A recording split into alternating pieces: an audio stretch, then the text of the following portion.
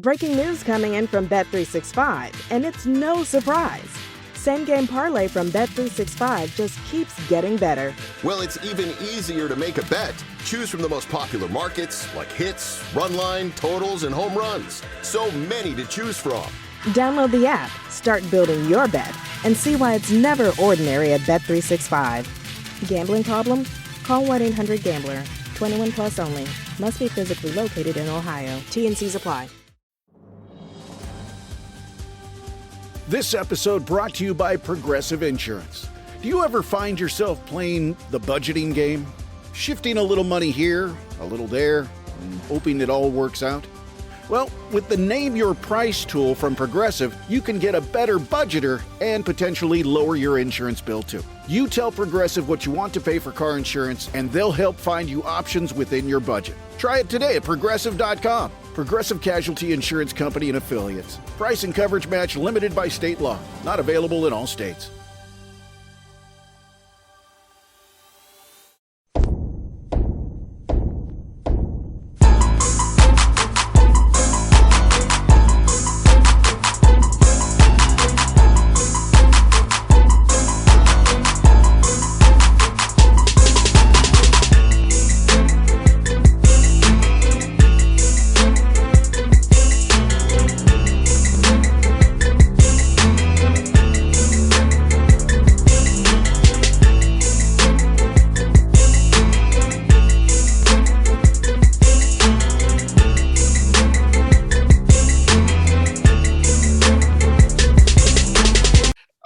Back on the Bossman show, friend of the show, Coach Scott Nagy, Wright State Raiders, the Horizon League champions once more. Coach, how you doing, man?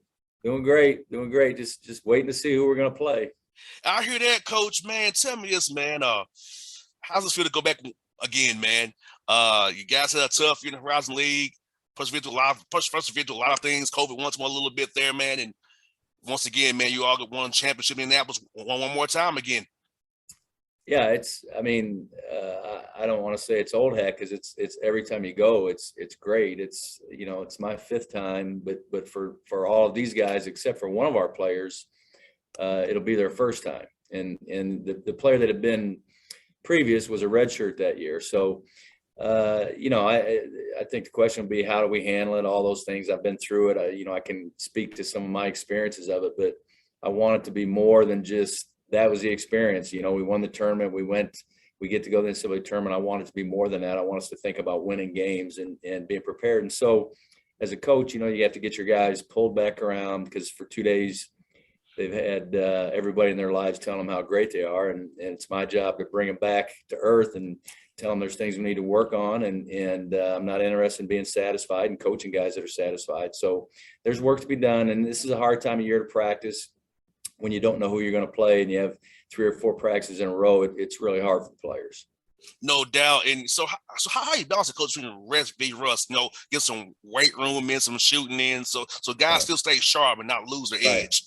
Well, I think everybody has different philosophies on it. We like today, we took yesterday off. We normally would when we play 2 games in a row. Today we did what we call legs and lungs, where all the drills, there's no physicality, but all the drills were fast-paced, running, just keeping their lungs, keeping them in shape. And then tomorrow we'll get after it. We keep it pretty short, between 35 and 45 minutes, but we go hard. We tell the guys, don't go 75%. That's how you get hurt. Go 100%. There's a loose ball. Go get it. And then I'm a little quicker on the whistle to make sure that people don't get injured, those kind of things. But I think in order to stay sharp, you have to go hard. Most definitely, Coach. I tell you what, I see it with our team, with the Hawks here, man. 45 minutes, go hard. That's all you got to do. 45 minutes, we're done. So That's what Coach Bill tells us all the time. Go hard. 45 minutes, we're out of here. And for you, Coach, you guys played close games against Oakland, Cleveland State, and Northern Kentucky during the league year. So how is that used as a foundation and a refocusing help your guys say, hey, we've been close against these guys, so play or 2 here and there. We can get the job done. Our last 3 games that we had to win, I mean, we had to beat 3 teams that all had 20 wins. And so, we were playing good teams. Oakland, we had beaten twice, so we had to beat them a 3rd time. And then when we played Cleveland State and Northern Kentucky, they had beaten us twice. And so They always say, it's hard to beat a team 3 times. I say it's hard to beat a team once, much less 3 times. All good teams. The one thing I think that really helped us, in the championship game, we were down 16 in the second half, and it didn't look very good. We weren't playing well, and they were playing great. And but we've had several games this year, and not that should be a strategy to get down in the second half, but we've had several games this year we've been down in the second half by double digits, 14, 12, 20, and we've gotten back in all those games. And so our players, knew we could do it. There wasn't any panic. There wasn't, they didn't give in to discouragement, which I think is easy for them to do, but they didn't. And they just started playing. They just started playing in the championship game. They quit thinking and started playing on instincts, and it didn't take us very long to make up the deficit.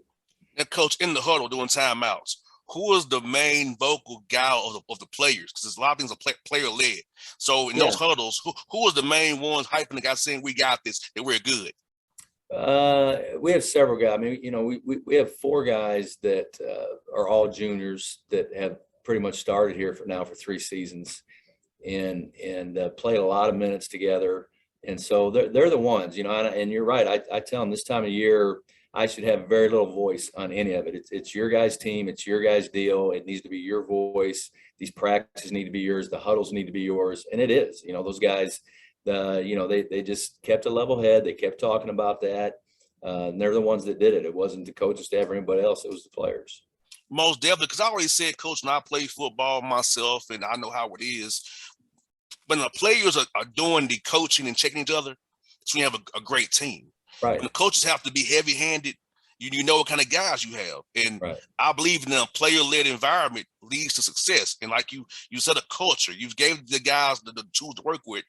Let's just go out and do it together as one. The guys have been together through these battles. So I feel like I felt like when watching it on TV, you guys had a pause about you.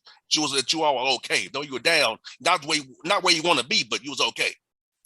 Yeah, and it's been an unusual year for us in that we started out very poorly. We were 2-7 at one point, and we weren't very good. We were terrible defensively, and we've not been great defensively really most of the year, but we're better now than we were. We have a lot of good offensive players, but the tough part for us was we had 6 deaths on our team. 7. 3 fathers, 3 grandfathers, and a grandmother, and all very close. All people that are very heavy in our lives, and so we just went through. They had so many guys going through emotional things. One of them was my dad, and I lost him just before the season started, and I wasn't a very good coach early because I was, I was not in a very good spot. And then, we had, like I said, a couple other fathers pass away, and then, grandparents, and but the thing about our team is when we were 2-7, our guys were still loving on each other. And I think it's easy, you see guys get up there at the podium after you win the championship, and everybody goes, we all love each other and we've been through so much. And, you hear the same thing out of everybody's mouth. But when we were 2-7, I was saying that about our guys. Our guys were loving on each other. They were pulling for each other. They were holding each other up when they were going through some very difficult things outside of basketball. And they did for me too. They were there for me too. And so I think all those things made us stronger, did bring us closer. And I do really believe it's one of the reasons why we were able to win that is because, for us, when things weren't looking good, when we were 2-7, we still stayed together. And so when we're in a championship game, we're down 16, it was easy for us to stay together. I think you said something there, Coach. When you have adversity, it's better to be close and not to get away from each other, because I think sometimes when things go bad, the human mindset is to let's split and get away. But when you come closer and be in that grind, that box together to say, hey, we're going to get through this together, that's a whole nother level of true testing of team and love and connectivity. That should be very much an example for a lot of people outside of sports and in life, period. Right. And it's obviously made it more enjoyable. Now, I've been on teams that have faced adversity and split, and somehow we still won games because we just had better players, and But this is a group that has loved on each other when it's been bad, and they haven't pointed fingers. I don't have, generally I've coached a long time. I think it's my 27th year, and usually I have a player that eats up all my attention. It's like every day this guy just is wearing me out.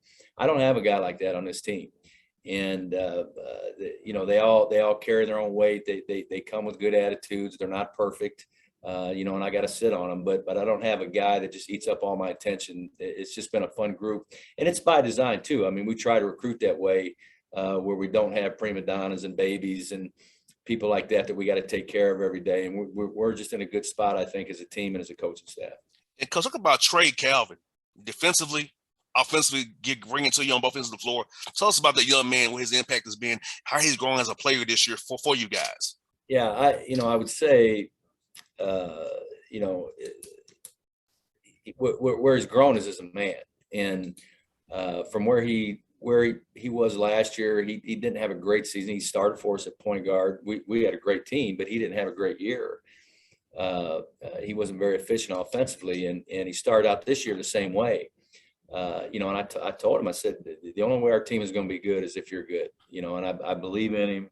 I know he's a good player, and he really started to play. And once we got into conference play, he really started to play. And here of late, he's been tremendous, and could have very easily been the MVP of our tournament. Grant was, another teammate, but Trey very easily could have been. In the championship game, Trey kept. If it wasn't for him in the first half, we would have been toast. He kept us in it. But the reason he's playing so well is because he's grown as a man. He's matured. He's handling adversity way better than he did when he first came to us. He's probably a painfully shy young man. He would hate to do an interview like this. This would be very hard for him. Very quiet. But I've watched him grow. I've watched his voice get bigger, and his confidence grow, and just grow as a man. And that's why he's been a better player, because he's grown as a man. Let's talk about Grant. Inside there, coach, he's doing things for you offensively there, drawing attention to other guys, getting guys like Tanner open as well, helping Trey out on the point there. Talk about what Grant means to you guys, man, what he does for you guys inside there. Well, a lot. It's nice to have somebody that draws a lot of attention.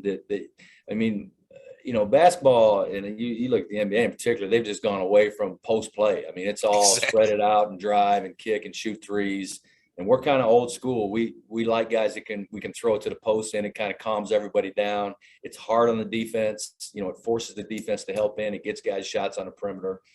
And Grant's one of those guys that can play with his back to basket, but he can shoot the ball too, and he handles it. Good passer, 6'9", long arms, and has had a great season. He was second team all league very easily. It could have been first team. He was second in the league in rebounding. I think he was fifth in the league in scoring. He led the league in block shots. So he's had a great year. He had a tremendous tournament for sure. He's a tournament MVP, but it's just nice to have somebody you can throw the ball into. We have a lot of people that can post, but he draws a lot of attention, and he's taking better care of the ball too. Yes, and he's a willing passer as well, which is good, because when you draw him double teams, you want to make sure you're hitting the right guy. So I see his IQ's grown as well since he's been with you guys as well, using his finding the right guy and finding the right shot for you guys offensively. Yeah, and I think for all our guys, they had to learn how to play without our two-time MVP, Loudon Love. And early in the year, Grant turned the ball over quite a bit. He became the center of attention. And but he's learned how to take better care of the ball. He knows when they're going to trap him, and he is a very good passer. No doubt. Well, Coach, I'll be cheering for you as always, man. Thank you for your time as always, and I hope to see you and maybe come to town, man. I'll shoot you a text as well offline here so we can hook up when you come to town, man. Okay, look forward to it. Thanks, Coach. You be safe, man. All right. Bye now.